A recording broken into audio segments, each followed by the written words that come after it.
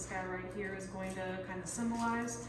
And then I'll go ahead and practice on it. I'll let you guys kind of take turns practicing on it so you can see how it actually works. I'll show you what's bad and what's good, and we'll kind of go from there. Okay. So, just going over the basics, because I know you guys already took your like first aid CPR certifications, correct? Well, no.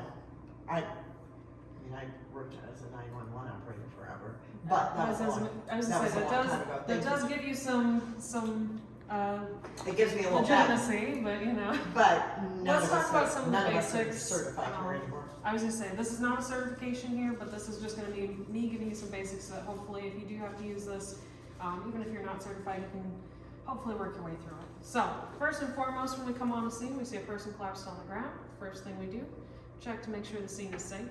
I know that might seem obvious, you know, look both ways before you cross the street kind of energy, but a lot of people, once they laser focus on the person lying on the ground, don't pay attention to what's happening, and if it's not safe for them, it's not safe for you either. So check to make sure the scene is safe. Second thing you're gonna do is check to see if that person is conscious. So we're gonna run up to them, we're gonna tap them on the collarbones, and we're gonna say, are you okay? If they respond to us, they can tell us what's wrong, potentially tell us why they're on the ground. But if they don't respond to us, well, now we got worse issues, right? So, next step is to ask for help. So when we ask for help, we're gonna ask for somebody to call 911. We're gonna ask for another person to grab our AED. So once the AED gets here, we wanna make sure we're pointing to somebody that knows where it's at, potentially bringing it up during service, just so people are aware where it is in the building, things like that. So if we do have a situation, you can point to just anybody and they'll know where to go. There will be a sign that comes with it too to make life easier. So we ask for somebody to call 911, another person to grab the AED. While doing so, we're going to take the back of our hand, we're going to place it near their nose and mouth, and we're going to check to see if that person is breathing. We check for a minimum of 5 seconds, but no longer than 10. Minimum of 5, because if they went hypothermic, or maybe they're having issues breathing, it might be shallow, it might be slow, but they might still be breathing. And in that case, they don't need CPR, okay? But if they're not breathing, we don't want to wait any longer than 10 seconds, because somewhere in the realm of math, AJ decided that's too long. Okay? Okay. If they are breathing, we're waiting for paramedics, we're trying to figure out what's wrong. If they're not breathing though, that's when we begin CPR. So, just for fun here, and I know that you can't really participate, but when we go to begin CPR, the way we find our hand placement nowadays is not to take the 2 fingers on the xiphoid process and then bring our hand right above it. That takes a little bit too much time, and not everybody has a xiphoid process for us to find. Sometimes it's a little bit harder. So what we're going to do instead is we're going to take our dominant hand's middle finger, and we're going to place it in our armpit. So go ahead and do that for me. And we're going to slide our hand over until the heel of our palms and the center of our chest. That is where your hand goes when you go to give CPR. That puts you about 2 fingers above the xiphoid process, and it makes it so you can give CPR while that person is still fully clothed. You don't have to remove any of their clothing to begin CPR. In order to find hand placement, super easy. Probably the best thing to come from our modern CPR practice. So that's how we're going to find our hand placement. After we place that first hand, we're going to take our second hand, place it over the top, either interlocking our fingers or making a C shape around our wrist. Whatever you find more comfortable, but on an adult, we want to make sure we have 2 hands worth of pressure. And then we're going to lock our elbows in place, and we're going to begin giving our compressions. When we give our compressions, we're pushing 1/3 of that person's chest up deep. I say 1/3 because it doesn't matter how old or how young they are, always 1/3. On infants, that's 1 inch to 1.5 inches. Children, it's 1.5 inches to 2 inches. And on adults, that's 2 to 2.4 inches deep. Okay? So, we begin our CPR, we're giving our compressions. We're giving 30 compressions and 2 breaths if we feel comfortable giving breaths. If we don't feel comfortable giving breaths, we'll continue with compressions only until the AED arrives on scene. Because when the AED gets here, it is going to have this little packet that comes with it, and inside this packet here, which is attached to the pads, there is a barrier device that you can put on that person's mouth to make it so you don't have to lock lips. Okay? So, we gave our CPR, AED arrived on scene. Now let's talk about how to use this thing, because that's what we're here for. So, when the AED arrives on scene, first thing you're going to notice is a pair of fabric scissors. So we'll pull these fabric scissors out. Now we do have to cut off that person's clothing. So we cut off sweatshirts, we cut off t-shirts, we cut off tank tops, dress shirts. Did we cut off the bra? Yeah. Oh, it's got metal. We do cut off the bra. There's 2 reasons. Number 1, It could have an underwire in it, right? That underwire could arc the shock outside of the body, but the second reason, a little bit more simple, it's just in the way. If you take a look at where these pads go on the patient's chest, we've got one pad that goes on the right side of the chest, just underneath the right collarbone. That one's not really in the way, but this one right here goes on the left side of the chest, just underneath the left breast. It's exactly where the bra sits, right? So we have to make sure that bra's out of the way. There's no modesty or humility when it comes to saving somebody's life.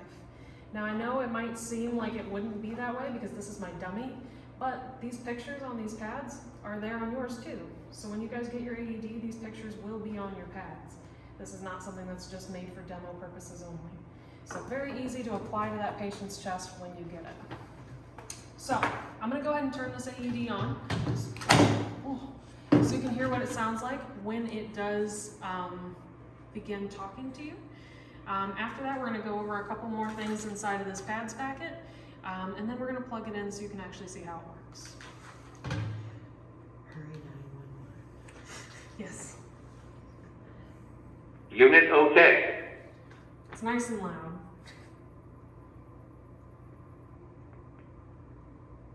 Automatic defibrillator. Stay calm. Check responsiveness. Call for help. If patient is a child, press child button.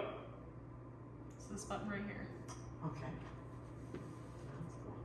Remove pad package.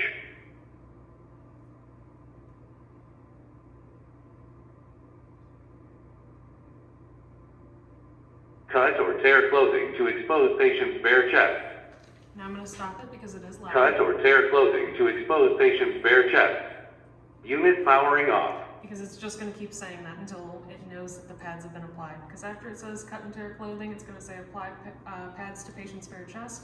It's going to go over and over and over again until it recognizes that those pads are on. The AED is only going to shock somebody if it recognizes that they need a shock. So an AED only shocks somebody who's in some sort of defib, cardiac arrest. It will not shock somebody who's conscious or taking a nap or knocked out due to other So it reasons. knows once you put the pads on, there's like a Exactly. signal going back and So forth. these are, what's the word I'm looking for? Electrodes, okay? So those electrodes are gonna pick up electrical impulses in the body and it's gonna tell the AED whether or not this person needs a shock. So when it says it's analyzing their heart rhythm, you can't be touching that person's chest, because if that were to happen, it'll pick up your heart rhythm as well out of your fingertips. So, it says cut to expose patient's bare chest. We did that, but what if they have a really hairy chest? Happens, right? So, in this pads packet, you'll also see right here, there is a single blade razor. It may not look like much of one, but in between this blue piece of plastic here and this white piece of plastic, there's a single blade. And we're just gonna very quickly use that to rub back and forth against the person's chest to remove all of the hair from their chest. Not all of it, just the spot where the pads go, but we need to make sure that hair has been removed because these pads are sticky, they're adhesive. They will stick to that hair, and unfortunately, that means they're not sticking to the skin, okay? So you do need to remove that hair beforehand. Last thing that's in here is just gonna be, it's hard to take out, but this paper towel. That paper towel is used to wipe down the patient's chest because, once again, these are stickers, basically. And stickers don't stick to wet things. So if that person was out in the rain, maybe they were sweating profusely because they were hot, or maybe they were having a heart attack, those pads won't stick to their body unless we dry them off. So after we have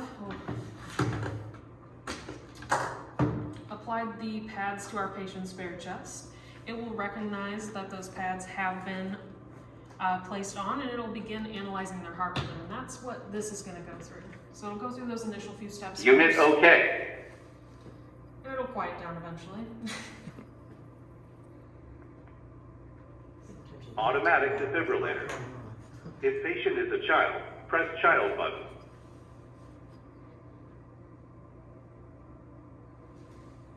Don't touch patient. Analyzing. So I'm going to say clear, because remember, if anybody touches them, it picks up their heart rhythm as well. Don't touch patient. Analyzing. Don't touch patient. Shock will be delivered in 3, 2, 1. Shock delivered.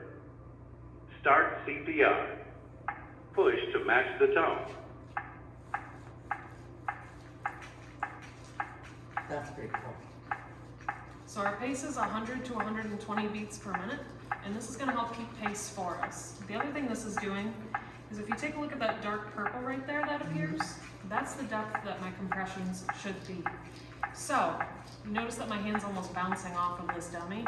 If I go like this, see how it's not making it there anymore? Push harder. It's telling me to push harder. But do I need to push harder? You just need to. I need to pull my hand up, right? This is an accelerometer, and it's just measuring how far my hands are moving, not how Continue deep. CPR. So, now, Push harder. Good compression. it'll tell me my compressions are good because I rectified that mistake.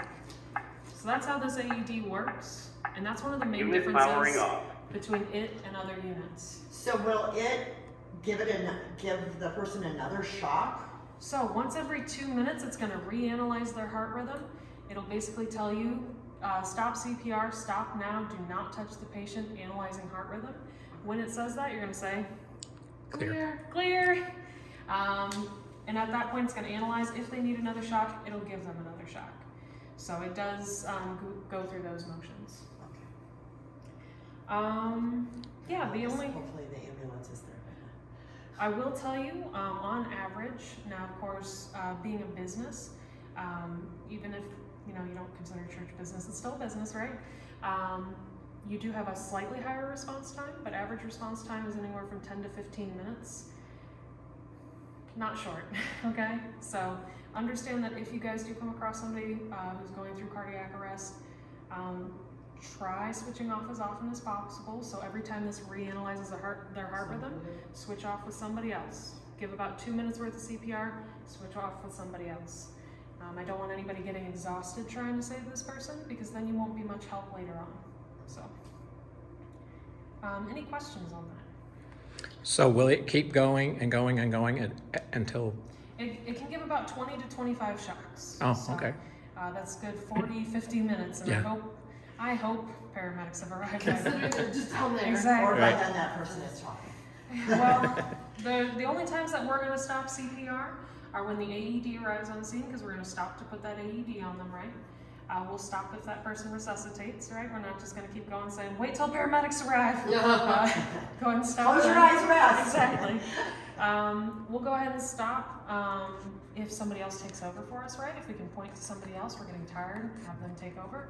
And then the last reason is if paramedics arrive, they tap us on the shoulder and they say, we got it from here. We're never calling it, right? So. So then how, like, the pads and, like, how does it attach? So, as far as how do the pads attach to the person? Yeah, so pads are always pre-connected. So you saw that I had these ones pre-connected to it. That's how yours is going to come. Okay. And when you pull those pads out, each of these, so these are two separate pads, the green one and the blue one. Green is connected to the purple. They're each connected by a single wire. You can see there's two here. One of them connects to the green, one of them connects to the blue. And basically you'll just peel the adhesive backing off of these pads and then place them on their chest. So then the wire, like, will, like, one It'll will connect come from right here, and then one will come. Yeah, it'll Okay. connect from like right there. So our unit doesn't have this It or won't have that the brown portion Yeah, connected it's- to it. this is just for It'll your just be the pads. demo unit. So if you'd like to take a look right here, this is what those And then pads this would is look like. plugged in to here. Yes. So then all you have to do is just open that it up. You don't have to plug. Exactly. It'll Okay. already be pre-plugged. You'll just peel it open from here and you'll place those pads on the patient's chest. Now, if you do have to use this on a child, which hopefully not, but if you do, this purple pad does separate from the green. There's a perforated line. And you'll place the green pad down on the center of that child's chest. You'll place the purple directly over the top of it. And then you'll place the blue pad in the center of their back. The reason for that is we can't place the pads in this orientation. They're just too big and they would touch each other and overlap. So we have to place one on the front, one on the back. So then in placing the pads, is it best then to, when you find the purple area, put the purple first and then? So honestly, once you place this pad here, That purple should just go in the correct spot. You don't have to find your hand placement anymore. So if you take a look, it's pretty easy to find the sternum. So if you just place that green pad where it's supposed to go, that underneath the collarbone there, Okay. it should place the purple pad directly in the center of the chest where your hands go. Okay. So this is actually your guide. When you're giving CPR before this arrives, that's when you have to really worry about finding hand placement. Okay. So you should mark off with the green and not the purple on placement. Yes. Okay. All right. And then the blue will go opposite. Mhm. Is it like right underneath the rib cage? Yeah, Or so if you just underneath the left breast here. So Okay. there used to be a Yeah, picture. where your bra, Yeah, there used to be a Right, picture where of a the- woman, but there's not anymore. bottom of your bra is. Well, see, because like my rib cage comes down to here, so Exactly. It's not going to be the bottom of the rib. okay, cage. so it's just gonna be like on resting on top of it. Yep. Okay. Because if you take a look here, this is a terrible drawing, by the way, Mhm. but this kind of shows. So then, would you want to lift up the breast and Yes. put it then? Okay. So if you take a look here, this is the xiphoid process, and then this is your rib cage coming out. That blue does go on top of the rib Okay. cage. All right. It's a horribly drawn picture, but you know what? It does the job. It does. How much deviation will it allow in placement? So, great question. Not much. Okay. Some, of course. So one of the main reasons why you would have to deviate from where you're supposed to go. Imagine that this is an older person that has maybe a pacemaker. They should have like a lump under their skin that denotes where that pacemaker's at. Usually looks like a tic-tac box or maybe a circle about that same size. Can't put this directly over the top of that. So, just like you did with the child, you're tearing the purple part away from the green part. This is where you have to know where to place that purple pad now. And now you can move this slightly to the side or slightly down from that So it's pacemaker. not directly over the pacemaker. Exactly. If it's adjacent to it, it's fine, but it cannot touch. Just like necklaces, the necklace you're wearing right now, so long as that's not touching the electrode, I can keep it on you. Okay. So any sort of metal on this person's body, I don't care about unless it has the possibility of touching these pads. Well, if you haven't placed it right, will it tell you? No. But you'll know because it'll just keep saying place pads on patient. Place Oh, pads okay, on patient. okay. It won't do anything for So you. it'll if you've placed it wrong, it will never It won't make that connection. it won't make the electrode connection. It won't be able to Okay. measure that person's Okay. health, so yeah. Okay. The purple pad has no sensor in it. It's just for It's just just for to well, it's show you the area. It's the accelerometer, so it's actually Oh, measuring yeah. the depth of your compressions, but there's no electrode in it. Okay. So, but yeah. Any other questions? Oh, I'm good. All right. Yeah. Interesting. Thank you, Michelle. Of course. Yes, thank you so much.